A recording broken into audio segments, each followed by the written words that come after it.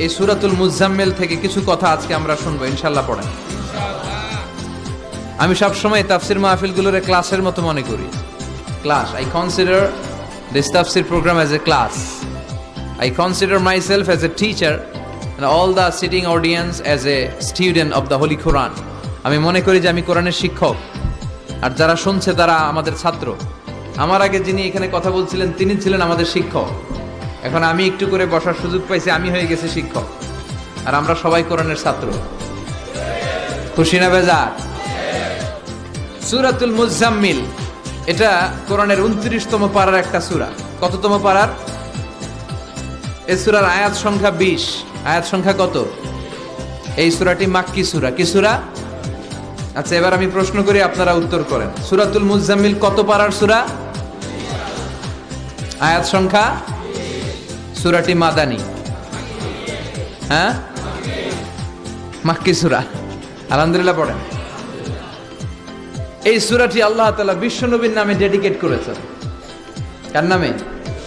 বিশ্বনবীর অনেকগুলো সুন্দর সুন্দর নাম আছে, শুধু মুহাম্মদ সাল্লাল্লাহু আলাইহি ওয়াসাল্লাম এটাই ওনার নাম নয়, এটা ছাড়াও ওনার অনেক নাম আছে। ওনার একটা নাম আছে আহমদ। কি নাম? ইয়াতি মিন বাদি ইসমুহু আহমদ।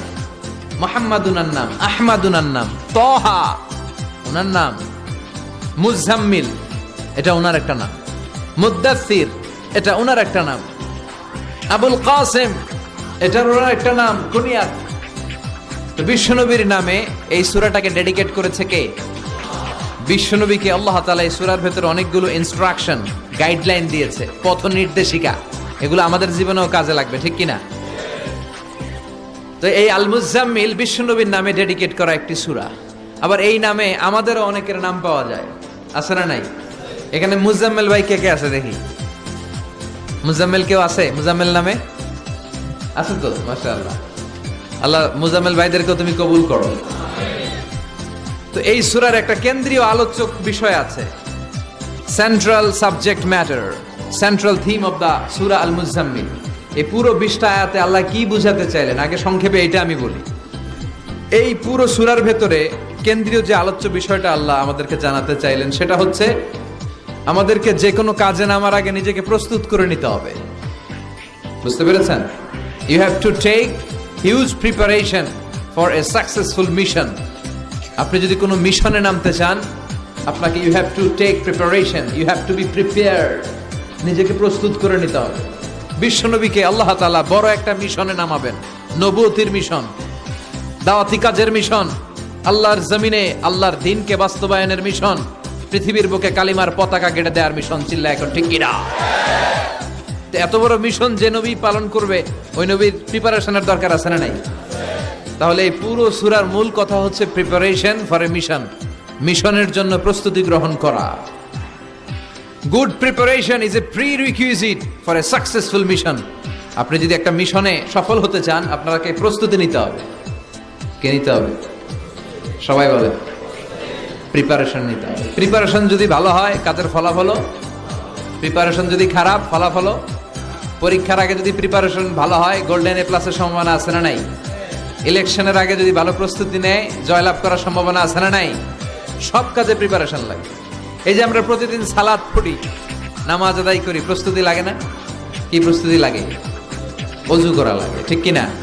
ইয়া আইয়ুহাল্লাযীনা আমানু ইযা কুমতুম ইলাস সালাতি ফাগসিলু ওয়ুজুহাকুম ওয়া আইদিয়াকুম ইলাল মারাফিক ওয়ামসাহু বিরুউসিকুম ওয়া আরজুলাকুম ইলাল কা'বাইন। সুবহানাল্লাহ পড়েন।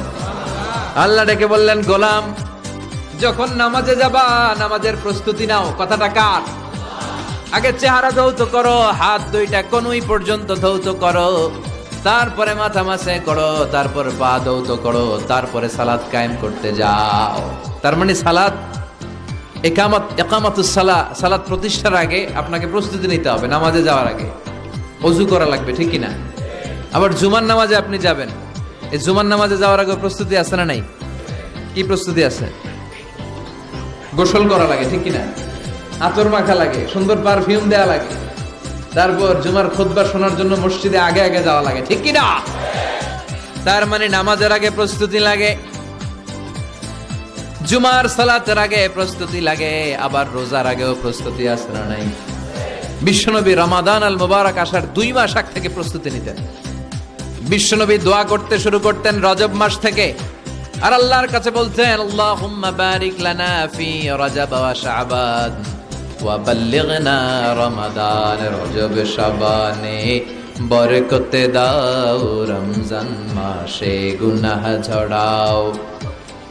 সপ্তাহ জুড়ে তুমি বরকতে দাও, জুমার দিনেতে গুনাহ ঝরাও। রজব শাবানে বরকতে দাও, রমজান মাসে গুনাহ ঝরাও। চিল্লায় পড়েন আমিন। রমজান আসার 2 মাস আগে বিশ্বনবী রজব মাস থেকে রমজানের প্রস্তুতি নিতেন। আল্লাহু আকবার। আর পড়তেন আল্লাহুম্মা বারিক লানা ফি রজব ওয়া শাবান। ও আল্লাহ, রজব আর শাবান মাসে আপনি বরকত দেন। ওয়া বাল্লিগনা রমাদান, রমজান মাসে পৌঁছে দেন। এখন যে মাসটা চলতেছে এটা কি মাস? হ্যাঁ, তাহলে রমজানের প্রস্তুতি নেওয়ার দরকার আছে না নাই? রমজানের 2 মাস আগ থেকে উনি প্রস্তুতি নিতেন। এরপরে ঈদ আসার আগে রমজানের প্রস্তুতি আছে না নাই? ও মন, রমজানের ওই রোজার শেষে এলো খুশির ঈদ। তুই আপনাকে আজ বিলিয়ে দে শোন আসমানি তাকি, তোর সোনা দানা বালা খানা সব রাহে লিল্লা। দে জাকাতে মুর্দা মুসলিমের আজ ভাঙাইতে নিত। পড়েন রমজানের ওই রোজার শেষে এলো খুশির ঈদ। তুই পড়বি দের নামাজের মন সেই গাহে, যে ময়দানে সব গাজী মুসলিম হয়েছে শহীদ। রমজানের ওই রোজার শেষে এলো খুশির ঈদ। আলহামদুলিল্লাহ পড়েন। তার মানে নামাজের আগে প্রস্তুতি লাগে, রোজার আগে প্রস্তুতি লাগে, ঈদের আগেও প্রস্তুতি লাগে। এরপরে হজ যদি পালন করতে চান তারও প্রস্তুতির দরকার আছে না? একজন হজ করবে, প্রস্তুতি লাগবে না? কি প্রস্তুতি লাগবে? হ্যাঁ, পাসপোর্ট লাগবে, হজের ভিসা লাগবে, তারপরে রেজিস্ট্রেশন করা লাগবে, আশকোনার হাজি ক্যাম্পে প্রশিক্ষণ নেওয়া লাগবে, রিয়াল কেনা লাগবে, ইজার কেনা লাগবে, রিদা কেনা লাগবে, বেল্ট কেনা লাগবে, হজের নিয়ম কানুন জানা লাগবে, ঠিক কিনা? দেখেন, নামাজের আগে প্রস্তুতি লাগে, রোজার আগে প্রস্তুতি লাগে, হজের আগে প্রস্তুতি লাগে, কিন্তু যাকাতের আগে লাগে না। হ্যাঁ, যাকাতের জন্য 1 বছর আগ থেকে প্রস্তুতি নেওয়া লাগে। আপনি কবে নিসাব পরিমাণ সম্পদের মালিক হলেন ডায়েরিতে নোট রাখার দরকার আছে না নাই? তার মানে নামাজের আগে প্রস্তুতি, রোজার আগে প্রস্তুতি, যাকাতের আগে প্রস্তুতি, হজের আগে প্রস্তুতি। এই সূরার মধ্য দিয়ে রব্বুল আলামিন বিশ্বনবীরে বুঝাতে চাইলেন, ও নবী, বিশাল একটা মিশনে আপনি নামবেন, বিশাল একটা যুদ্ধে আপনি নামবেন, কালেমার বাণীকে দুনিয়ার বুকে প্রচার করার গুরু দায়িত্ব নিয়ে নামবেন। এত বড় দায়িত্ব পালনের আগে আপনার প্রস্তুতি নেওয়ার দরকার আছে না নাই? বিশ্বনবীকে প্রস্তুতি নিতে বললেন। তার মানে এই সূরার কেন্দ্রীয় আলোচ্য বিষয় হচ্ছে you have to take a very good preparation for a mission. আপনি কোনো কাজে সফল হতে হলে আপনাকে প্রস্তুতি নিতে হবে। ভালো প্রস্তুতি ছাড়া সফল হওয়া যাবে। আবার যুদ্ধের ময়দানেও যখন আমরা যাই, বিশ্বনবী যেতেন, প্রস্তুতি ছিল কি ছিল না? আল্লাহ বললেন, ওয়া আ'ইদ্দু লাহুম মাসতাতা'তুম মিন কুওয়াহ ওয়া মির রিবাতিল খাইল তুরহিবুনা বিহি আদুওয়াল্লাহি ওয়া আদুওয়াকুম। আল্লাহ ডেকে বলেন, গোলাম, যুদ্ধের ময়দানে যাওয়ার আগে ভালো করে নিজেদেরকে প্রস্তুত করে নাও।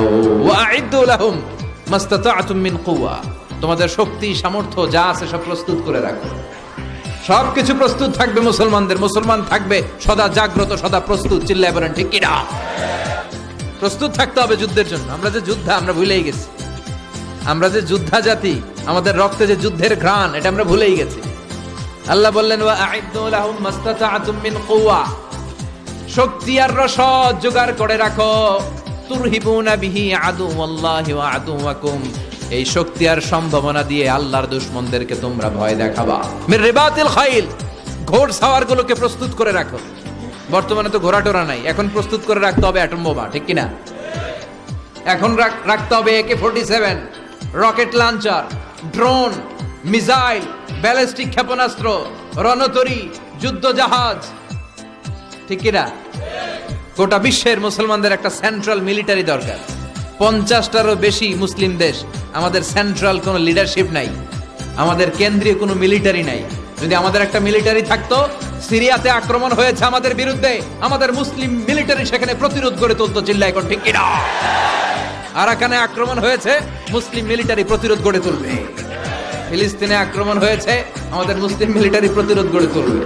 কিন্তু আমাদেরকে নেতৃত্ব দেওয়ার মতো কেউ নাই, আমাদের শক্তি সম্ভাবনাকে জোগাড় করে রাখার মতো কেউ নাই। এক রিসেপ তাইয়েব এরদোগান গোটা বিশ্বের যেখানে মুসলমানরা নির্যাতিত ওখানে ছুটে যায়। সে একা কি করবে? এরকম 10টা এরদোগান যদি আমাদের হাতে থাকতো, মুসলমানদের দিকে চোখ রাঙিয়ে কথা বলার সাহস কারো ছিল না, চিল্লা এখন ঠিক কিনা?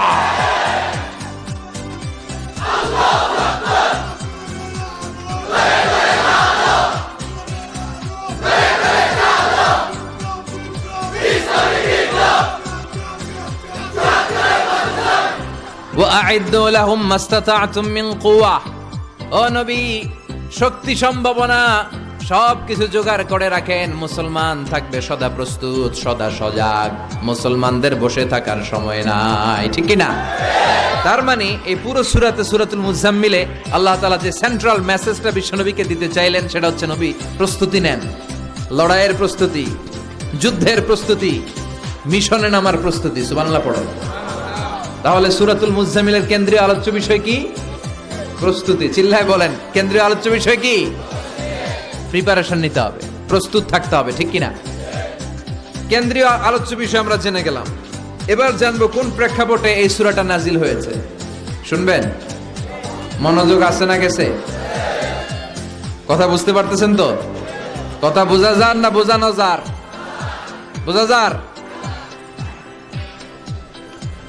সূরাতুল মুজাম্মিল এটা শুধু মাক্কি সূরাই নয়, এটা মাক্কি যুগে নাজিল হওয়া শুরুর দিককার সূরা। কোরআনের নাজিলের দিক থেকে সর্বপ্রথম সূরা কোনটা? সূরাতুল আলাক। ইকরা বিসমি রাব্বিকাল্লাযী খালাক, এই আয়াতগুলো প্রথমে নাজিল হয়েছে। এই সূরা আলাকের প্রথম 5 আয়াতের পরপরই এই সূরা মুজাম্মিল নাজিল করে দিয়েছে কে? তার মানে মাক্কি জীবনের একেবারে শুরুর দিককার সময়। বিশ্বনবীর বয়স তখন 40। কত? সবাই বলেন। 40 বছর বয়সে উনি নবী হয়েছেন। তার মানে আগের জীবনে কি ছিলেন? জালেম ছিলেন, মূর্খ ছিলেন, গোমরা ছিলেন। বিশ্বনবীর পুরো জীবনটাই আদর্শ, চিল্লায় বলেন ঠিক কিনা? As a father, as a teacher, as a lawgiver, as a lawmaker, as a philosopher, as a reformer of the society, as a commander, as a messenger, Muhammad is the superman of the world. স্বামী হিসেবে, নেতা হিসেবে, বাবা হিসেবে, সমাজ সংস্কারক হিসেবে, আইন প্রণেতা হিসেবে, দার্শনিক হিসেবে, নবী হিসেবে মুহাম্মদ সাল্লাল্লাহু আলাইহি ওয়াসাল্লাম হচ্ছে গোটা বিশ্বের একজন সুপারম্যান। উনি শেষ নবী, ওনার পরে কোনো নবী আছে? লা নাবিয়্যা বা'দি ওয়ালা রাসূলা। বিষ্ণু বলতেন আমার পরে কোনো নবী নাই, কোনো রাসূল নাই। সাইয়েদনা আদম থেকে নবী আসার যত ধারাবাহিকতা, পুরো চেইনটাকে আল্লাহ তাআলা আমাকে পাঠানোর মাধ্যমে কেটে দিয়েছেন, চিল্লা এখন ঠিক কিনা? এজন্য বিষ্ণু বলছেন লা নাবিয়্যা বা'দি ওয়ালা রাসূলা, আমার পরে কোনো নবী নাই, কোনো রাসূল নাই। তবে লাউ কানা বা'দি নাবিয়্যুন লাকানা উমর, আমার পরে যদি নবী হওয়ার যোগ্যতা কারো থাকে, আমার ওমরের সেই যোগ্যতা আছে, ঠিক কি না? প্রভু তুমি বলেছো রাসূল দেবে না, বলনি দেবে না ওমর, বলনি দেবে না হামজা তারিক, খালিদ বিজয়ী সমর। প্রভু তুমি বলেছো রাসূল দেবে না, বলনি দেবে না ওমর, বলনি দেবে না হামজা তারিক, খালিদ বিজয়ী সমর। প্রভু তুমি বলেছো রাসূল দেবে না। আলহামদুলিল্লাহ পড়েন। শেষ নবী, শেষ রাসূল, তারপরে কোনো রাসূল নাই। ওনার জীবনটা এমন জীবন, নবুয়তের পরের জীবন যেমনি আমাদের জন্য আদর্শ, নবুয়তের আগের জীবনটাও আদর্শ করে দিয়েছে কে? এই 40 বছরে উনি নবী হয়েছেন, তার আগে উনি ছিলেন শ্রেষ্ঠ মানুষ, as-সাদিক আল-আমিন। জীবনে মিথ্যা বলছে? ওনার ঘোর শত্রুরাও বাড়ি থেকে অনেক দূরে কোথাও বেড়াতে গেলে ওনার বাসায় ডিপোজিট করে যাইত, ওনার বাসায় আমানত রেখে যাইতো। সুবহানাল্লাহ পড়ে। পার্টি করে আবু জাহেলের পার্টি। পার্টি কোন পার্টি? বিশ্ব নেই বলতেন আবু জাহেলের পার্টি করে ওর কাছে ডিপোজিট রাখো। ওরা বলতো না, আবু জাহেলের দল করি, কিন্তু ওর কাছে আমানত রাখা যাবে না। ওর কাছে যদি টাকার প্যাকেট রেখে যায় তাহলে আমার টাকাও শেষ, টাকার প্যাকেটও শেষ। কথা বলেন, আমানতদারিতা নাই। আমানতদারিতা ছিল বিশ্বনবীর মাঝে। ওনার জীবনী নিয়ে যদি কথা বলতে কেউ শুরু করে, কোনো কুল কিনারা খুঁজে পায় না। বিয়ন্ডলেস, বাউন্ডলেস, বটমলেস, এটা তলাবিহীন সাগর। বিশ্বনবীর জীবনীটা একটা সাগর, কিন্তু এই সাগরের কি নাই? কথা বলেন, কোনো তলা নাই। এমন নবীকে আমরা পেয়েছি। ওনার আগের জীবনটাও আদর্শ। ছোটবেলা থেকে লাজুক ছিলেন। হালিমাতুস সাদিয়া বিশ্বনবীর দুধমা, উনি বলেন 5 বছর এই কুরাইশি মোহাম্মদকে আমি লালন পালন করেছি। একদিনও ছেলেটারে কাঁদতে দেখি নাই। ক্ষুধা লাগলেও কাঁদে না, ব্যথা পেলেও কাঁদে না। কিন্তু লজ্জাস্থানের জায়গা থেকে এই শিশু মোহাম্মদের কাপড়টা একটু সরে গেলে ছোট্ট মোহাম্মদ চিৎকার দিয়ে ওঠে। কি নবী ছিলেন! 15 বছর বয়সে হালাফুল ফুদুল একটা সংগঠন করেছে। হালাফুল ফুদুল, যেটাকে বাংলায় আমরা বলি হিলফুল ফুজুল। আসলে শব্দটা হালাফুল ফুদুল। হালাফ মানে শপথ, টু টেক এন ওথ, শপথ নেয়া। ফুদুল হচ্ছে ভালো কাজের উপর। উনি হাতে হাত রেখে যুবকদেরকে নিয়ে মক্কা আইন করলেন। মক্কার জমিনে কোনো দুর্বলের উপর, মাজলুমের উপর কোনো জালিমের অত্যাচার চলতে দেয়া যাবে না। মক্কার বুকে কোনো টেন্ডারবাজি চলবে না, চাঁদাবাজি চলবে না, ধর্ষণ চলবে না, ছিনতাই আর রাহাজানি চলবে না। চিল্লায় এখন ঠিক কিনা? 15 বছর বয়সে পুরো মক্কা শহর কাঁপায় দিয়েছে। উনি তো ওই নবী, সবসময় ছিলেন অন্যায়ের বিরুদ্ধে কঠোর। ওনার ইমানটা এমন ছিল, প্রয়োজনে জ্বলে উঠতো। চিৎকার করে বলেন ঠিক কিনা? যে ইমানে প্রয়োজনে জ্বলে ওঠে না, যে ইমান সত্য ন্যায়ের কথা বলে না, যে ইমান প্রয়োজনে জ্বলে ওঠে না, যে ইমান সত্য ন্যায়ের কথা বলে না, যে ইমান বাস্তবে নাই, যে ইমান অন্তরে নাই, মুখে শুধু ফাঁকা বলি, কি করে তারে বলো ইমানে বলি, কি করে তারে বলো ইমানে বলি, কি করে তারে বলো ইমানে বলি। ঠিক কিনা? ওনার ইমানটা ছিল এমন ইমান, প্রয়োজনে জ্বলে উঠতো ইমানের তেজে। উনি ছিলেন ওই নবী। 40 বছরের আগের জীবনও যেমন, পরের জীবনও তেমন। সুবহানাল্লাহ পড়েন। তো বিশ্বনবী 40 বছর বয়সে ওহী পেলেন। ওনার ওহীর সূচনাটা ছিল আর রুইয়া আস-সালেহা, সত্য স্বপ্ন। বুখারীর প্রথম বাবটা হচ্ছে বাব কাইফা কানা বাদউল ওয়াহী ইলা রাসূলিল্লাহ। আল্লাহ রাসূলের কাছে ওহীর সূত্রপাতটা কেমন হয়েছে শুনবেন। সর্বপ্রথম ছিল স্বপ্ন। উনি রাতে সুন্দর সুন্দর স্বপ্ন দেখতেন। আমরা স্বপ্ন দেখি না? কি স্বপ্ন দেখেন? মারামারি, হরতাল, হ্যাঁ, টাকা। আর কি দেখো তোমরা? জিহাদি। তো বিশ্বনবী স্বপ্ন দেখতেন আর রুইয়া আস-সালেহা, সত্য সুন্দর স্বপ্ন। আর রাতের বেলা বিশ্বনবী যাই স্বপ্নে দেখতেন, দিবালোকের আলোর ন্যায় সকালে এটা সুস্পষ্ট হয়ে যেত। চিল্লা এখন সুবহানাল্লাহ। কারণ নবীদের স্বপ্নটা ওহী। নবীদের স্বপ্নটা কি? নবীদের স্বপ্ন যদি ওহী না হতো, তাহলে একটা স্বপ্নের উপর ভিত্তি করে সাইয়েদনা ইব্রাহিম আলাইহিস সালাম ছেলের গলায় ছুরি চালাতেন না। এটা ওহী ছিল, এটা আল্লাহর পক্ষ থেকে স্পেশাল অর্ডার ছিল। চিল্লায় বলেন ঠিক কিনা? তার মানে বিশ্বনবীর জীবনে প্রথম ওহীর সূত্রপাত হয়েছে স্বপ্ন দিয়ে। তারপরে বিশ্বনবীর কাছে নিঃসঙ্গতা, নির্জনতাকে প্রিয় করে দিল কে? বিশ্বনবীর মানুষের সাথে তখন কথা বলতে ভাল লাগে না, একা একা থাকতে ভাল লাগে, একা একা ইবাদত করতে ভাল লাগে। বিশ্বনবী হেরা পাহাড়ে চলে গেলেন। কোথায়?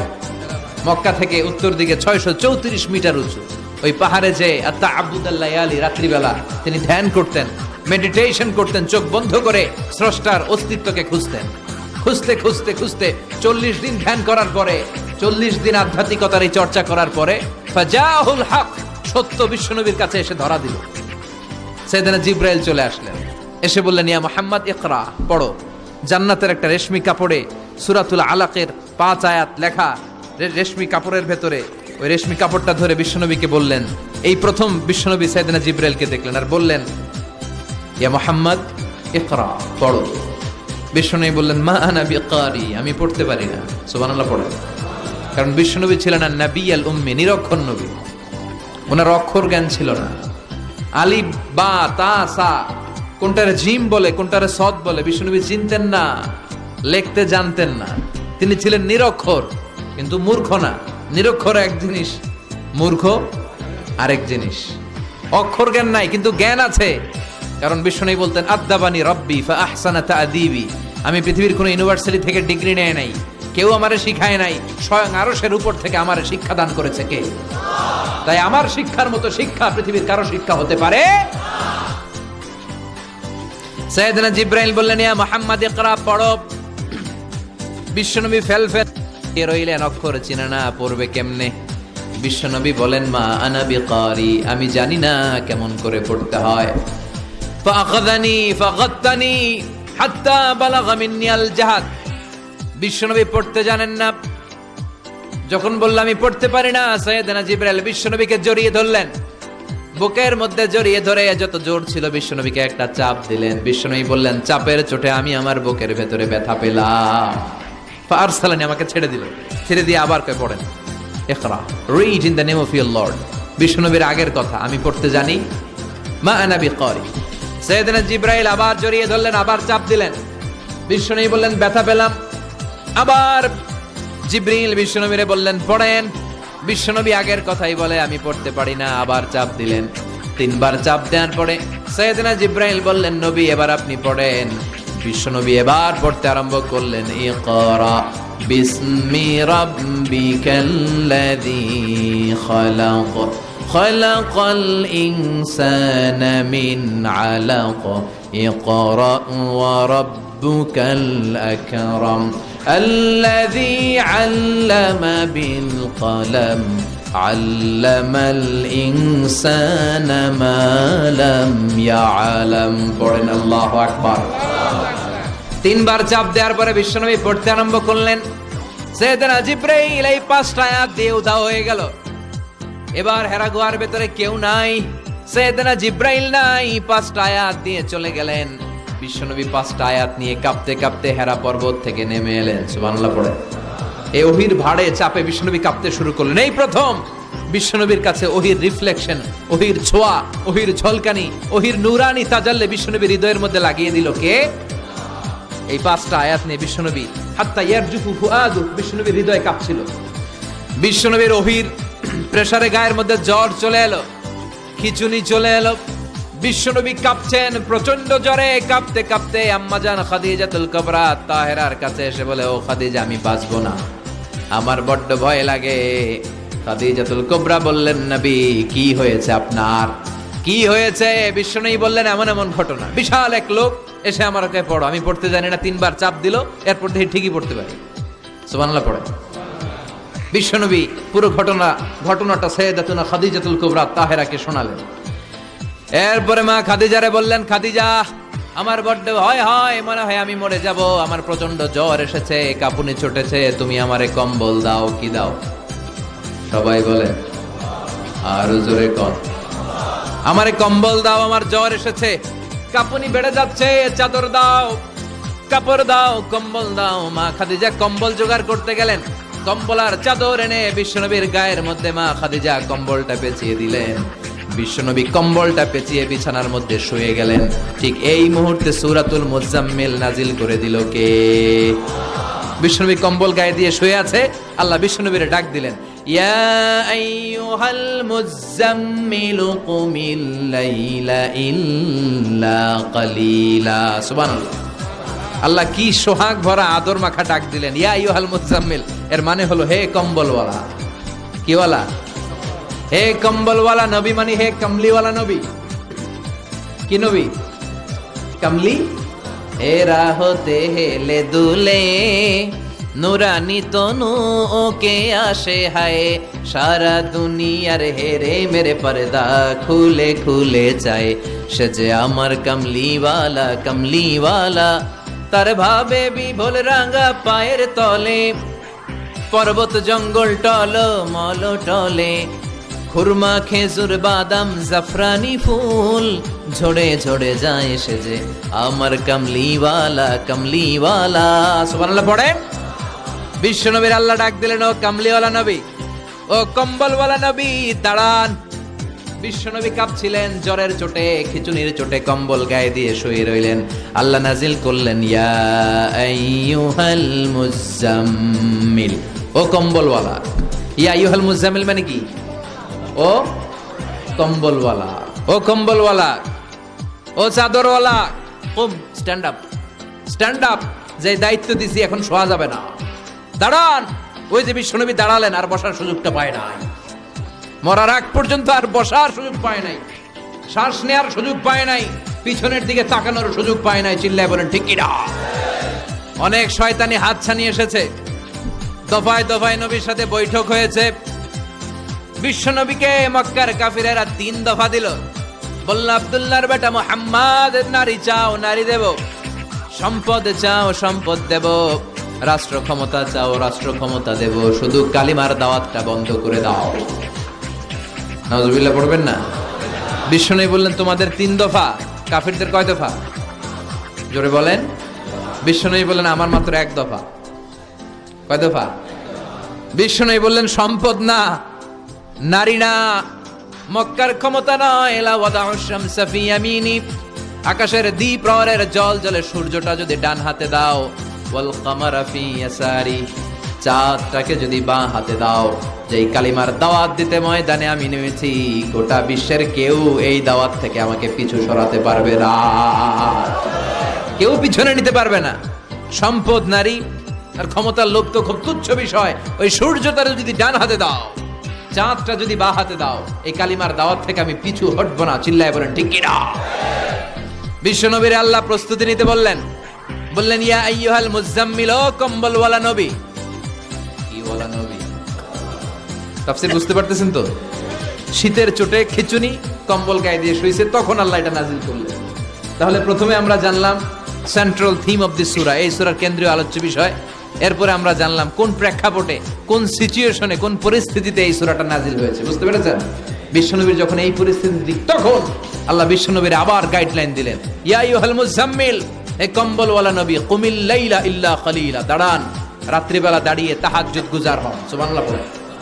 এই সূরার ভেতরে রব্বুল আলামিন বিশ্বনবীকে প্রস্তুত করে তোলবার জন্য, বিশ্বনবীকে নবুয়তের দায়িত্ব পালন করানোর জন্য, মিশনে নামানোর জন্য বিশ্বনবীকে সর্বমোট 60টা বিষয়ে প্রশিক্ষণ নিতে বলেছেন। জোরে কোন কয়টা? সবাই কোন? চিল্লায় বলেন কয়টা? প্রস্তুতি নেওয়ার জন্য 7টা বিষয়ে বিশ্বনবীকে ট্রেন আপ করেছেন, প্রশিক্ষণ নিতে বলেছেন। আমরা একটা একটা করে 7টাই আজকে শুনবো। বিশ্বনবীকে আল্লাহ তাআলা 60টা বিষয়ে প্রশিক্ষণ নিতে বললেন। কয়টা? কারণ সামনে অনেক গুরু দায়িত্ব। 1 নাম্বার প্রশিক্ষণ হচ্ছে, ইয়া আইয়ুহাল মুজাম্মিল, হে কম্বলওয়ালা নবী, কুমিল লাইলা ইল্লা কলিলা, দাঁড়ান, দাঁড়িয়ে রাত্রে তাহাজ্জুদের নামাজ পড়েন। কিসের নামাজ?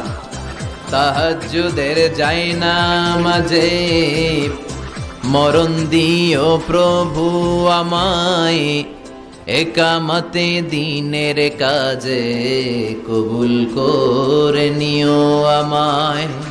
তাহাজ্জুদের যাই নামাজে মরণ দিও প্রভু আমায়, একামতে দিনের কাজে কবুল করে নিও আমায়। পড়েন আমিন। তাহলে বিশ্বনবীকে প্রথম যে প্রশিক্ষণ আল্লাহ দিলেন সেটা হচ্ছে তাহাজ্জুদের সালাতের প্রশিক্ষণ। কিসের? রব্বুল আলামিন বললেন, ইয়া আইয়ুহাল মুজাম্মিল কুমিল লাইলা ইল্লা কলিলা, ও নবী, রাত্রি বেলায় দাঁড়ান, পুরো রাত ব্যাপী তাহাজ্জুদ পড়েন। নিসফাহু, রাতের অর্ধেক সময় তাহাজ্জুদ পড়েন। আও ইনকুস মিনহু কলিলা, অথবা তার চেয়েও কিছু কম পড়েন। আও জিদ আলাইহি, অথবা তার চাইতেও বেশি পড়েন। ও নবী, রাত্রিবেলা দাঁড়িয়ে তাহাজ্জুদের সালাত পড়েন। কিসের সালাত? তাহলে বিশ্বনবীকে মিশনে সফল হওয়ার জন্য সর্বপ্রথম যে ডিরেকশন আল্লাহ দিলেন সেটা হচ্ছে তাহাজ্জুদের ডিরেকশন। কিসের? তাহাজ্জুদ পড়েননি আপনারা? পড়েন? হ্যাঁ, হুজুর ফজর নামাজে তো পড়ি না। কি পড়ি না? তাহাজ্জুদ তো তাদের যারা ফজর পড়ে, যারা ফজরই পড়েন, ওরা আবার কি তাহাজ্জুদ? কথা বলেন। এই তাহাজ্জুদের সালাত আদায় করলে সম্মান বাড়িয়ে দেয় কে? ঘুমের আরবিতে কিছু নাম আছে। ঘুমের একটা নাম হচ্ছে নুআস। নুআস মানে ড্রোজিনেস। বাসে বসে আছেন, বাসও ঝুলে আপনিও ঝুলতেছেন, এরকম হয় না? ঝিমুনি, এটার বলে নুআস। আরেকটা হচ্ছে সামান্য হালকা লাইট স্লিপ, সামান্য ঘুম, এটার বলে পাওয়ার ন্যাপ। হালকা হালকা ঘুমও আসছে, আবার কে যেন কথা বলে ওইটাও শোনা যায়, এরকম ঘুম আসছে না নাই? এটার বলে সিনা, আরবিতে এটার কি কয়? সিনা। আরেকটা হচ্ছে ভালো ঘুম, এটার বলে নাউম। এটার কি বলে? তাহলে পাইলাম নুআস, সিনা, নাউম। আরেকটা হচ্ছে জন্মের ঘুম। কিরকম ঘুম? এমন ঘুম যেই ঘুমে ডাকলেও মানুষ ওঠে না, যেটা শেষ রাতে আমাদের যেই ঘুমটা হয়, রাত 3টা 4টার দিকে কম্বল টেনে টেনে আরেকটু ঘুমাইতে মনে চায়, এরকম একটা ঘুম আছে না নাই? এই ঘুমটাকে আরবিতে বলে হুজুদ। কি বলে? সবাই বলেন। এই হুজুদের ঘুমকে স্যাক্রিফাইস করে ওই টাইমে যে সালাতটা পড়া হয়, ওই সালাতকে আরবিতে বলে সলাতুল হুজুদ বা সলাতুত তাহাজ্জুদ। সুবহানাল্লাহ পড়বেন না? এজন্য রাব্বুল আলামিন বলেন, ওয়া মিনাল লাইলি ফাতাহাজ্জাদ বিহি নাফিলাতান লাকা আসা আন ইয়াবআসাকা রাব্বুকা মাকামাম মাহমুদা। ও নবী, রাত্রিবেলা দাঁড়িয়ে আপনি তাহাজ্জুদের নামাজ পড়েন, আশা করা যায় বিশাল সম্মানিত মহিমান্বিত জায়গায় আল্লাহ আপনারে বসায় দিবে গো নবী। ঠিক কি না? তাহাজ্জুদের সালাত পড়লে মর্যাদা বাড়ায় দেয় কে? মুমিনের বৈশিষ্ট্য, তারা রাত্রিবেলা তাহাজ্জুদের সালাত পড়ে। ইমানদারদের বৈশিষ্ট্য, তারা হলো ফুরসানান নাহার রুহবানাল লাইল। রাত্রিবেলা তাহাজ্জুদের জায়নামাজে কান্নার ঝড় তুলে দিনের বেলায় ঘোড়া হাঁকিয়ে জিহাদের ময়দানে জিহাদ করে। ঠিক কি না? দিনের বেলায় চলবে কি? জিহাদ। জিহাদের কথা বলাতে ভয় পাইছেন? হ্যাঁ, অনেকে এখন জিহাদের সাথে জঙ্গিবাদরে লাগায়, এরকম ডাকাইত আছে না নাই? জিহাদের সাথে সন্ত্রাসবাদকে মিলাতে চায়, চিল্লা এখন ঠিক কিনা? জঙ্গিবাদ আর সন্ত্রাস এক জিনিস, জিহাদ আরেক জিনিস। জিহাদরে ফরজ করছে কে? আর জঙ্গিবাদকে হারাম করেছে কে? জঙ্গিবাদকে দমন করার জন্য আল্লাহ তাআলা জিহাদের মতো বিধানকে ফরজ করেছেন, চিল্লায় বলেন ঠিক কিনা? যারা হকের পক্ষে, যারা কল্যাণের পক্ষে, যারা মানবতার পক্ষে, এরা হচ্ছে মুজাহিদ। আর যারা হক সহ্য করে না, মানবতাকে সহ্য করে না, শান্তির কথাকে সহ্য করে না, এরা হলো এক একটা জঙ্গি, চিল্লায় এখন ঠিক কিনা? আবু জাহেল ছিল জঙ্গি আর বিশ্বনবী ছিলেন মুজাহিদ। ফেরাউন ছিল জঙ্গি, মুসা আলাইহিস সালাম ছিলেন মুজাহিদ। নমরুদ ছিল জঙ্গি, সাইয়েদনা ইব্রাহিম ছিলেন মুজাহিদ। বাংলার জমিনেও যারা হকের কথা বলে তারা হচ্ছে মুজাহিদ। আর যাদের হক সহ্য হয় না, ইসলাম সহ্য হয় না, কোরআন সহ্য হয় না, এরা এক একটা সন্ত্রাস আর জঙ্গি, চিল্লায় এখন ঠিক কিনা? এরা জঙ্গি। আমরা যারা সত্যের পক্ষে কথা বলি, আমরা জঙ্গি না, আমরা মুজাহিদ। আমরা কি? মুজাহিদ। এজন্য মুমিনদের বৈশিষ্ট্য হলো রুহবানাল লাইল ফুরসানান নাহার। মুমিন বান্দারা দিনের বেলায় জিহাদের ময়দানে ব্যস্ত থাকে, রাতের বেলায় তাহাজ্জুদের জায়নামাজে চোখের পানি দিয়ে জায়নামাজ ভিজায়। রাতের আধারে যারা সেজদাতে রয়, দু চোখের শ্রুতে নদী যেন বয়। রাতের আধারে যারা সেজদাতে রয়, দু চোখের শ্রুতে নদী যেন বয়। ছলনার হাতছানি যতই আসুক, পেছনে ফিরেও সে তাকায় না। যাদের হৃদয়ে আছে আল্লাহর ভয়, তারা কবু পথ ভুলে যায় না। আল্লাহর প্রেম ছাড়া এই দুনিয়ায় কারো কাছে কোনো কিছু চায় না, চিল্লায় বলেন ঠিক কিনা? এজন্য বিশ্বনবীর প্রথম প্রশিক্ষণ নিতে বললেন আল্লাহ, কুমিল লাইলা ইল্লা কালিলা। ও নবী, বিশাল মিশন নিয়ে দুনিয়ার বুকে আপনি এসেছেন গো নবী। প্রথম প্রশিক্ষণ যেটা নিবেন, রাত্রি বেলায় দাঁড়িয়ে দাঁড়িয়ে তাহাজ্জুদের প্রশিক্ষণ। বিশ্বনবীর আদেশ করলেন কে? কিসের আদেশ? সবাই কোন? আরো জোরে। ওই মুহূর্তটা তাহাজ্জুদের সময়টা এমন সময়, ইয়ানজিলু রাব্বুনা ইলা সামাইদ দুনিয়া, রব্বুল আলামিন আরশের উপর থেকে দুনিয়ার আকাশে নেমে আসে। নেমে আসে মানে বিশেষ একটা মনোযোগ দেয়, আর দুনিয়াবাসীরা ডেকে ডেকে বলে, গোলাম আলা মিন মুস্তাগফিরিনা গফির আলা। কার ক্ষমা লাগবে ক্ষমা চাও, সব গুনাহ আমি ক্ষমা করে দেব। আলা মিন মুস্তারজিকিন আরজুকালা, কার কি লাগবে আমার কাছে চাও, সব আমি দিয়ে দেব। আল্লাহু আকবার। আলা মিন মুস্তাকসিন আকসুলা, যার জামা দরকার জামা চাও, জামা দেব। ক্ষমতা দরকার ক্ষমতা চাও, ক্ষমতা দেব। নেককার স্ত্রী দরকার, নেককার সন্তান দরকার, সন্তান চাও, সন্তান দেব। সব দেয়ার মালিক কে? কেউ যেটা পারে না, পারে কে? কেউ যেটা দেয় না দেয় কে, কেউ যেটা বোঝে না বোঝে কে। আল্লাহ শেষ রাতে আম করে ডাকে, দেওয়ার জন্য ডাকে, কিন্তু চাওয়ার সময় আমাদের নেই। উনি দেওয়ার জন্য প্রস্তুত, কিন্তু এটা তো নেওয়ার লোক লাগবে। কথা কন। বিশ্বনবী তাহাজ্জুদের সময় দাঁড়িয়ে যেতেন ছোট্ট একটা ঘরে, চাটাইয়ের উপরে বিশ্বনবী মা এসে শুতেন, গাদাগাদি করে জায়গা নাই। মাঝরাতে বিশ্বনবী তাহাজ্জুদের জন্য দাঁড়াতেন, আল্লাহু আকবার বলে দাঁড়িয়ে যেতেন, নামাজ শুরু করে দিতেন। বিশাল বড় সূরা পড়তেন, কেরাত পড়তেন, রুকু করতেন, কিন্তু সিজদার জায়গায় সিজদা দেওয়ার জায়গা নাই। সিজদার জায়গায় মা এসা পা বিছিয়ে শুয়ে আছে। বুখারীর বর্ণনা, বিশ্বনবী সিজদায় যে হাত দিয়ে মা এসার পায়ের মধ্যে চিমটি কাটতেন। মা এসা বুঝতে পারতেন বিশ্বনবী এখন সিজদায় যাবে, সুবহানাল্লাহ পড়েন। মা এসা বুঝতে পেরে পা দুইটা সরিয়ে নিতেন, বিশ্বনবী সেজদা দিতেন। সেজদা দিয়ে বিশ্বনবী যখন আবার দাঁড়িয়ে যেতেন, মা আয়েশা পা বিছিয়ে আবার শুয়ে পড়তেন। কি ইবাদত ছিল বিশ্বনবীর! হাত্তা তাতাওয়াররামু খাদামা। মা আয়েশা বলতেন বিশ্বনবী দাঁড়িয়ে থাকতে থাকতে এত সময় ধরে তাহাজ্জুদের সালাত পড়তেন, ওনার পা গুলো ফুলে এরকম টিউমারের মতো মোটা হয়ে যেত। সুবহানাল্লাহ পড়বেন না? দাঁড়িয়ে থাকতে থাকতে বিশ্বনবীর পা গুলো টিউমারের মতো মোটা হয়ে যেত।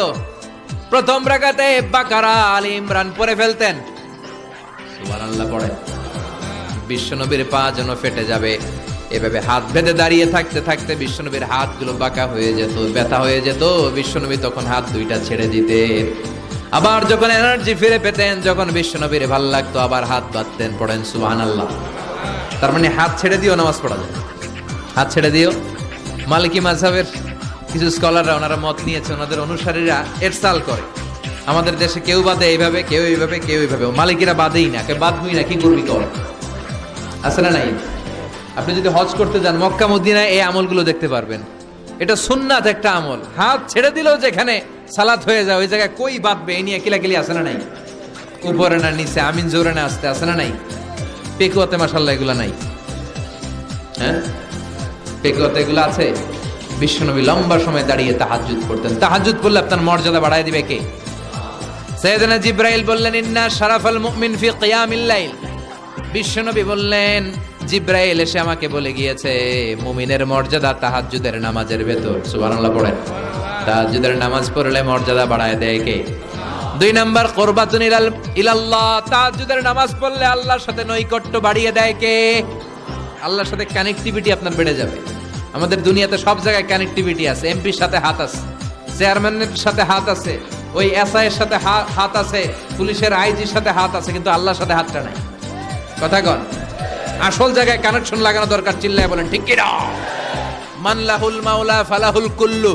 যে ব্যক্তি আল্লাহর হয়ে যায়, গোটা বিশ্ব তার হয়ে যায়। যে সব জায়গায় যে ধর্ণা দেয়, আল্লাহর কাছে ধর্ণা দেয় না, তার কোনো মর্যাদা নাই। আর যে ব্যক্তি সব দিক থেকে মুখ ফিরিয়ে আল্লাহর কাছে যায়, গোটা বিশ্বের সবাই তার দিকে তাকিয়ে থাকে। এজন্য সম্পর্কটা লাগাইতে হবে কোন জায়গায়?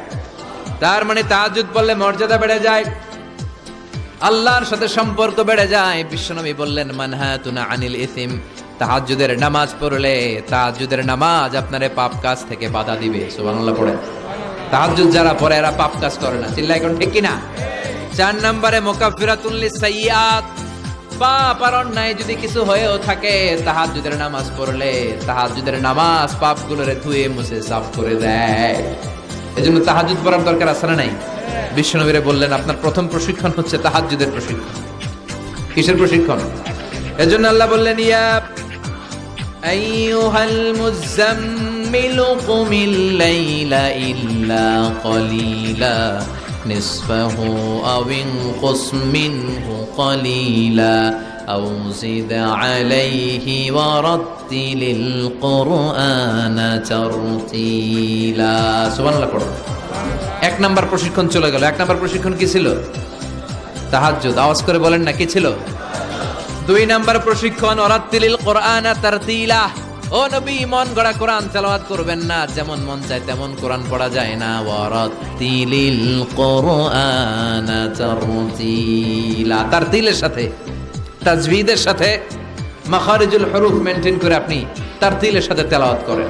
যারা তারতিলের সাথে তেলাওয়াত করেন, কিয়ামতের দিন আল্লাহ বলবে, ইকরা ওয়ারতাকি ওয়ারাত্তিল কামা কুনতা তুরাত্তিলু ফিদ দুনিয়া। দুনিয়াতে যেমনে পড়েছো পড়ো, যত আয়াত পড়বা জান্নাতের বিল্ডিং তত লম্বা হয়ে যাবে। আল্লাহু আকবার। সাইয়েদনা আনাস রাদিয়াল্লাহু তাআলা আনহু ছিলেন বিশ্বনবীর খাদেম। সাইয়েদনা আনাসকে জিজ্ঞেস করা হলো, কাইফা কানা কিরাআতু রাসূলিল্লাহ, ও আনাস বিশ্বনবীর কোরআন তেলাওয়াত কেমন ছিল? সাইয়েদনা আনাস বললেন, কানাত কিরাআতুহু মাদ্দান, বিশ্বনবী টেনে টেনে কোরআন তেলাওয়াত করতেন। সুবহানাল্লাহ পড়েন। কিভাবে পড়তেন? টেনে টেনে টেনে টেনে কোরআন তেলাওয়াত করতেন। আবার বিশ্বনবীর স্ত্রী আমাদের আম্মা জান উম্মে সালামাকে জিজ্ঞেস করা হলো, কাইফা কানা কিরাআতু রাসূলিল্লাহ, ও আম্মা জান বিশ্বনবীর কোরআনের তেলাওয়াত কেমন ছিল? তিনি বললেন, কানা ইউকাত্তিউ কিরাআতাহু আয়াতান আয়া, বিশ্বনবী আয়াত আয়াত করে তেলাওয়াত করতেন। একটা আয়াত টেনে টেনে পড়তেন, শেষ করতেন, আরেকটা আয়াত ধরতেন, আবার শেষ করতেন। সুবহানাল্লাহ। কি তেলাওয়াত ছিল বিশ্বনবীর! বিশ্বনবীর কণ্ঠের তেলাওয়াত শুনে অনেক কাফের কালিমা পড়ে মুসলমান হয়েছে। সুবহানাল্লাহ আসতে বলেন। বিশ্বনবীর কণ্ঠের তেলাওয়াত শোনার জন্য শুধু মুমিনরাই পাগল ছিল না, আবু জাহেল, উতবা, শাইবা, ওয়ালিদ ইবনে মুগিরা এগুলোও পাগল ছিল। দিনের বেলা আবু জাহেল, উতবা, শাইবা বিশ্বনবীর বিরোধিতা করতো, আর রাত্রে বেলা লুকিয়ে লুকিয়ে বিশ্বনবীর কণ্ঠের তেলাওয়াত শোনার জন্য যেত। সুবহানাল্লাহ পড়বেন না? দিনের বেলা ভাষণ দিত, খবরদার কেউ মুহাম্মাদের কণ্ঠের তেলাওয়াত শুনতে যেতে পারবি, কিন্তু রাত্রে বেলা লুকায় লুকায় নিজেই যেত। না জানি কত সুন্দর কণ্ঠ ছিল আমার নবীর, না জানি কি সুরের ঝংকার আর রহুরি খেলতো যখন নবী তেলাওয়াত করতো। সুবহানাল্লাহ পড়বেন না? এজন্য আল্লাহ বললেন, ওয়ারাতিলিল কুরআনা তারতিলা, ও নবী ধীরস্থির ভাবে পড়েন। আবার বিশ্বনবী বলছেন, যায়িনুল কুরআনা বিআসওয়াতিকুম, তোমাদের কণ্ঠে যত সুন্দর সুর আছে, লহুরি আছে, ঝংকার আছে, সবগুলো দিয়ে কোরআন তেলাওয়াত করবা। আবার বিশ্বনবী বলছেন, মান লাম ইয়াতাগান্না বিল কুরআন ফালাইসা মিন্না, যে গুনগুন করে সুর করে কোরআন তেলাওয়াত করে না, ওই লোক কখনো আমি নবীর উম্মত হতে পারে।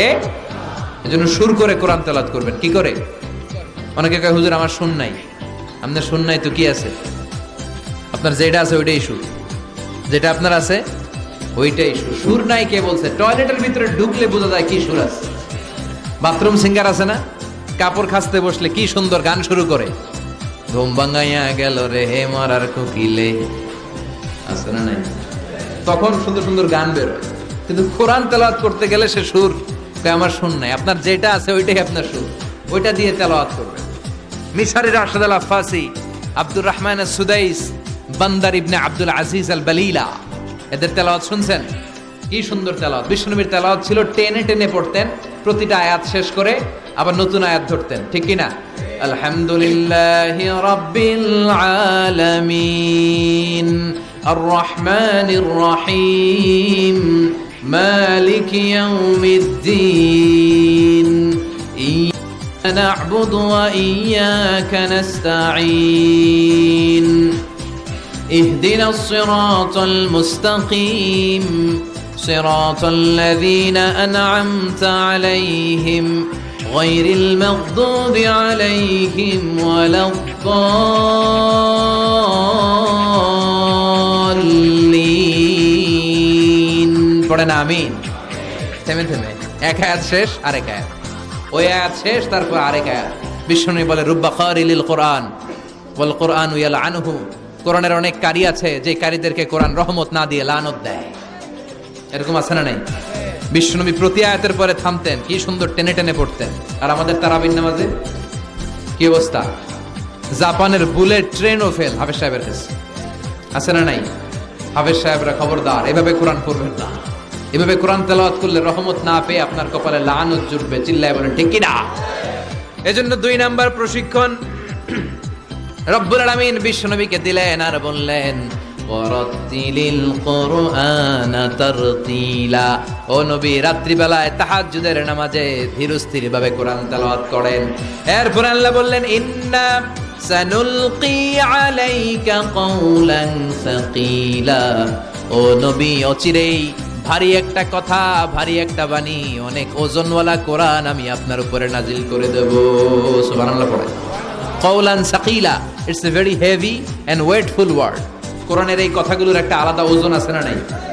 বিশ্বাস হয় না সন্দেহ লাগে? বিশ্বনবীর কাছে যখন কোরআনের আয়াত নাজিল হতো, মা আয়েশা বর্ণনা করেন, প্রচন্ড শীতের রাতে, কিসের রাতে? কথা শুনতেছেন? প্রচন্ড শীতের রাতে বিশ্বনবী ঘেমে ঘেমে একাকার হয়ে যেতেন।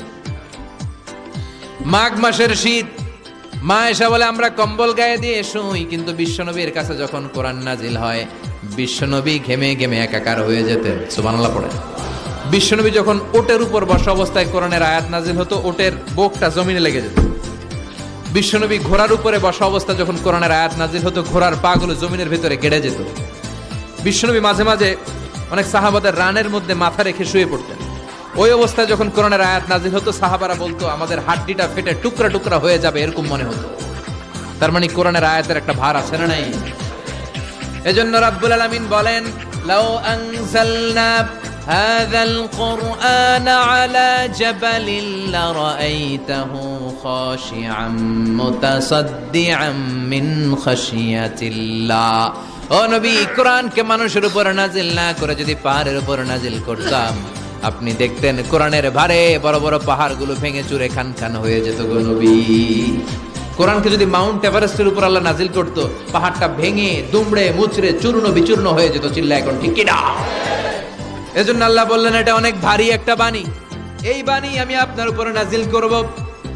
এরপর আল্লাহ বললেন, ইন্না নাশিয়াতাল লাইলি হিয়া আশাদ্দু ওয়াতআন ওয়া আকামু কিলা। ও নবী, রাত্রিবেলা যদি আপনি তাহাজ্জুদের নামাজ পড়েন, আপনার মনোযোগায়নকে শক্তিশালী করে দিবে কে? আপনার কথা বলার যোগ্যতাকে মজবুত করে দিবে কে? কেন আপনি রাত্রিবেলায় তাহাজ্জুদ গুজার হবেন?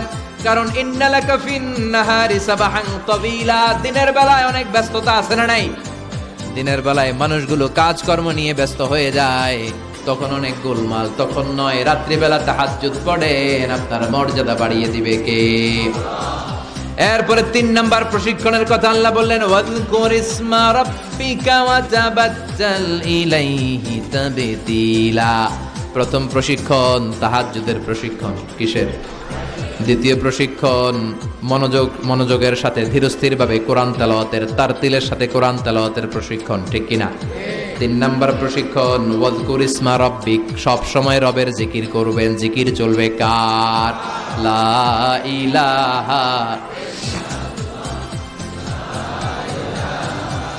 লা ইলাহা ইল্লাল্লাহু মুহাম্মাদুর রাসূলুল্লাহ সাল্লাল্লাহু। ওয়াযকুর ইসমা রাব্বিক, ও নবী আপনার রবের নাম স্মরণ করেন। সব সময় জিহ্বায় একজনের নাম থাকবে, তিনি কে? আমাদের রব কে? আল্লাহ আমারে রব,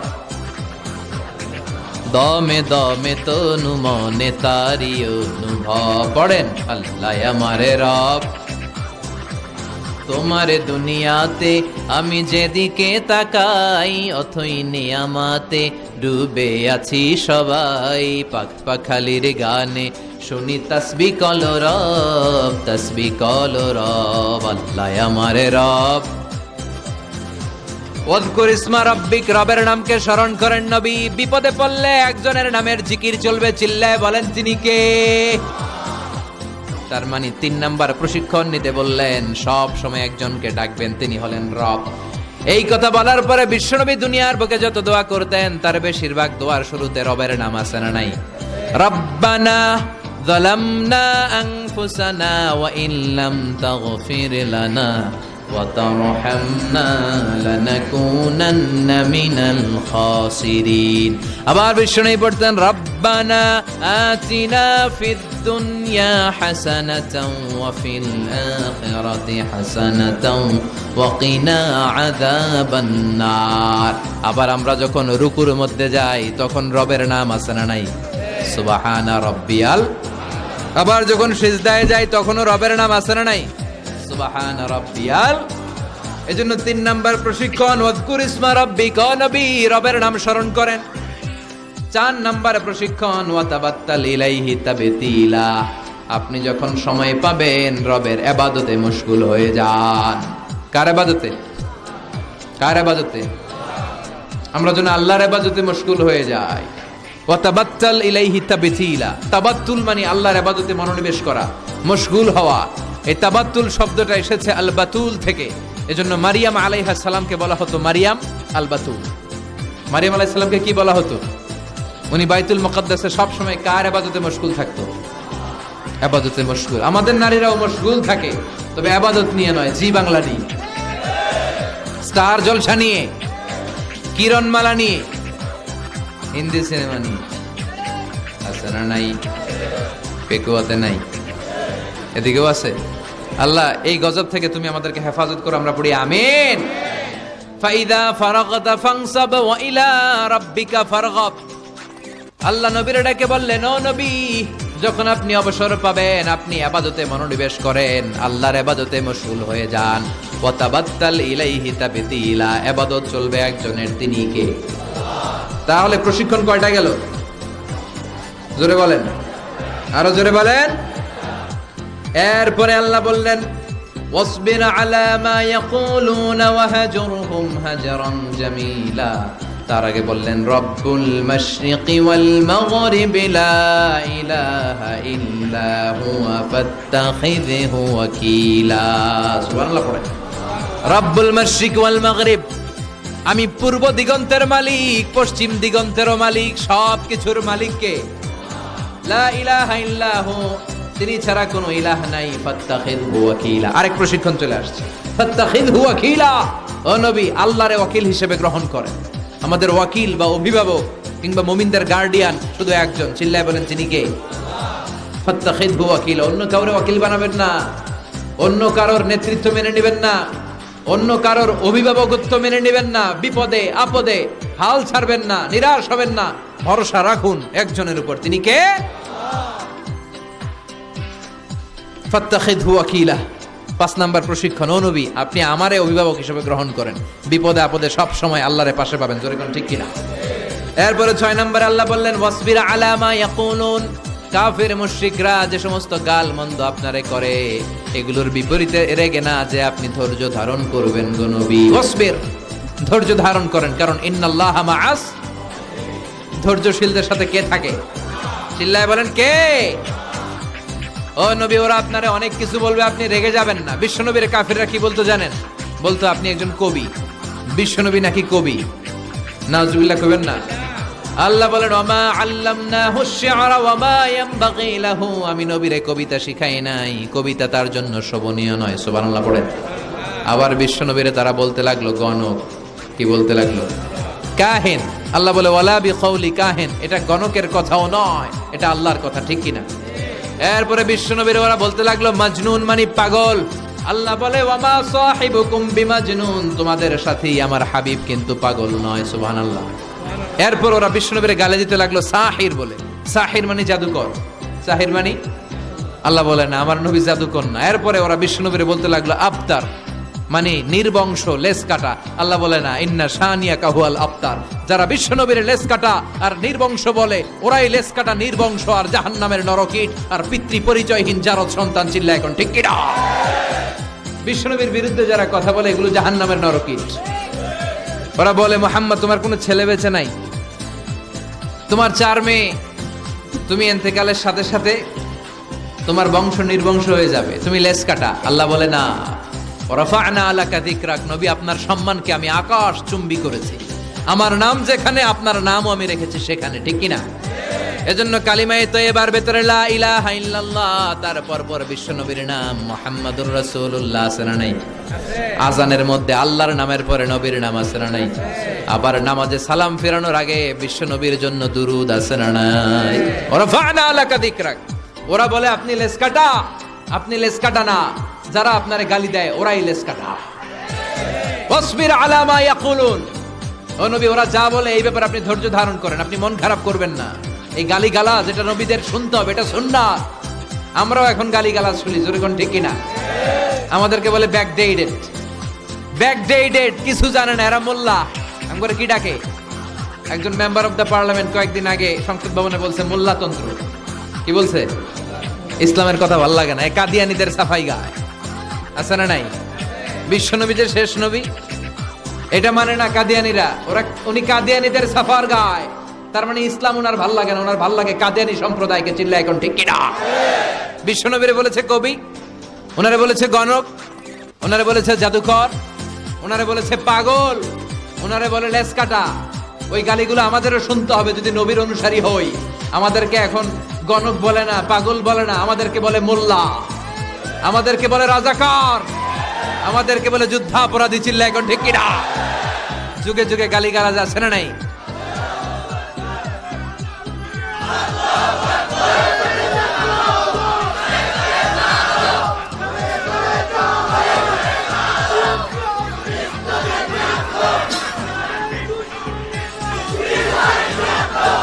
আমাদেরকে যেই ট্যাগই লাগাক না কেন, আল্লাহ বলেন ওয়াসবির, গালি দেখ, মন্দ কথা বলুক, হুমকি ধমকি দেখ, ওয়াসবির, ধৈর্য ধারণ করো, কারণ ইন্নাল্লাহা মাআস, ধৈর্যশীলদের সাথে আল্লাহ রয়েছে।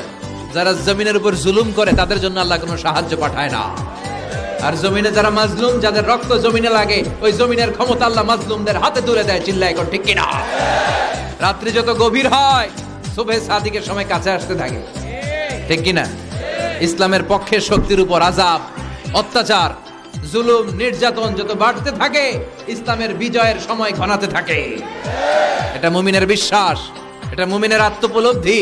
আল্লাহ বলেন ওয়াসবির আলা মা ইয়াকুলুন, নবী ওরা যা বলে আপনি মন খারাপ করবেন না, আপনি ধৈর্য ধারণ করেন, কারণ ইন্নাল্লাহা মাআস, ধৈর্যশীলদের সাথে থাকে কে? আবার আল্লাহ বললেন ওয়াস্তাঈনু বিস-সাবরি ওয়াস-সালাতি ওয়া ইন্নাহা লাকাবীরাতুন ইল্লা আলাল খাশিঈন। ও নবী, ধৈর্য আর সালাতের মাধ্যমে আপনি আমার কাছে সাহায্য চান। ফাসবির কামা সাবারা উলুল আজমি মিনার রুসুল। ও নবী, আপনার আগে সাইয়েদনা ইব্রাহিম, সাইয়েদনা নূহ, সাইয়েদনা মূসা, ঈসা যেইভাবে ধৈর্য ধারণ করেছে, আপনাকেও ধৈর্য ধারণ করতে হবে, ঠিক কি না? এজন্য বিচলিত হওয়া যাবে? ভয় লাগে আপনাদের? হাল ছাড়া যাবে? ইসলামের পক্ষে থাকার দরকার আছে না নাই? ধৈর্য ধারণ করলে সাহায্য আর গায়েবী মদত পাঠাবে কে?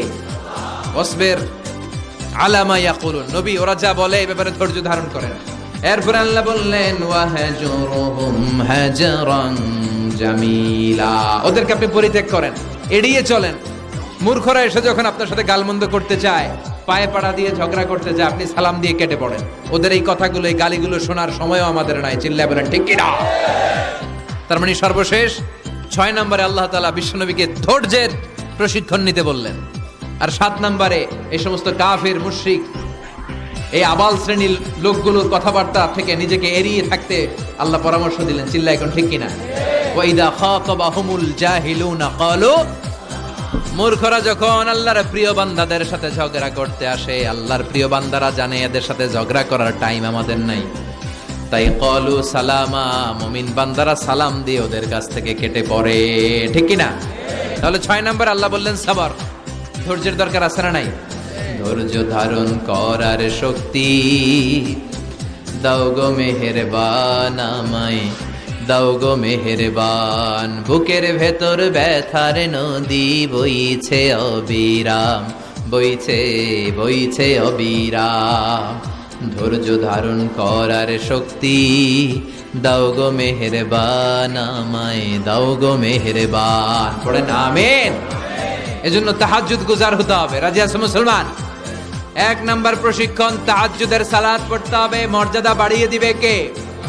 2 নম্বরে সুন্দরভাবে তার দিলের সাথে কোরআন তেলাওয়াত করতে হবে, সওয়াব দিবে কে? 3 নম্বরে রব্বুল আলামিন বললেন ওয়াজকুর ইসমা রাব্বিক, সব সময় জিকির চলবে কার? 4 নম্বরে ইবাদতে মনোনিবেশ করতে হবে কার জন্য? 5 নম্বরে দুনিয়ার কেউ আমাদের ওয়াকিল নয়, আমাদের অভিভাবক নয়, আমাদের আসল অভিভাবক কে? 6 নম্বরে ওরা আমাদেরকে যাই বলুক, আমাদের আসল হাতিয়ার হলো ধৈর্য। আসল হাতিয়ার কি? সবর। আর ওরা যদি গালিগালাজ করে, আল্লাহ বললেন ওদেরকে এড়িয়ে চলো। মুমিনরা ধৈর্য ধরবে আর মুনাফিকদেরকে এড়িয়ে চলবে, ঠিক কিনা? এই 7টা প্রশিক্ষণ বিশ্বনবীকে নিতে বলল কে? কারণ বিশ্বনবীর বিশাল দাওয়াতি মিশন আছে। কালেমার বাণী প্রচারের মিশনে নামতে হবে, নবুয়তির দায়িত্ব পালনের মিশনে নামতে হবে। লিয়ুযহিরাহু আলা দ্বীনি কুল্লি, মানব রচিত যত মতবাদ, যত ধর্ম, যত কথা আছে, সব কিছুর কবর রচনা করে কালিমার পতাকা উড়াইয়ে দিতে হবে। চিল্লায় এখন ঠিক কিনা? এই মিশনে নামার আগে বিশ্বনবীকে আল্লাহ প্রস্তুতি নিতে বললেন। আল্লাহ বললেন প্রিপেয়ার ইউরসেলফ। নবী আপনি প্রস্তুতি নেন। দেখবেন সব কাজের আগে প্রস্তুতি লাগে, লাগে না? কথা বলেন। এই যে Lux Channel I Superstar, Close Up One, তোমাকেই খুঁজছে বাংলাদেশ, বিউটি কন্টেস্ট আছে না নাই? দেখবেন এই প্রোগ্রামগুলোর আগে প্রতিযোগীদেরকে হোটেলে নিয়ে ওরা গ্রুমিং করে। কি করে? 1 মাস 2 মাস গ্রুমিং করার পরে এরপরে গালা রাউন্ড, ফাইনাল রাউন্ডে এরা যায়। ওইটা বড় মিশন। ওই মিশনে যাওয়ার আগে গ্রুমিং এর দরকার আছে না নাই? প্রিপারেশনের দরকার আছে না নাই? তাহলে মুমিন থাকবে সদা প্রস্তুত। চিল্লা এখন ঠিক কিনা? আমরা আখিরাতের জন্য প্রস্তুত, আমরা মরণের জন্য প্রস্তুত, আমরা বিজয়ের জন্য স্যাক্রিফাইস করতে প্রস্তুত। চিল্লা এখন ঠিক কিনা? আমরা যেন সদা জাগ্রত, সদা সজাগ থাকি, প্রস্তুত থাকি। এটাই আল্লাহ বলতে চাইলেন সূরাতুল মুজাম্মিলে। আল্লাহ আমাদের সবাইকে কথাগুলো বুঝার ও আমল করার তৌফিক দান করুক। আমরা পড়ি আমিন।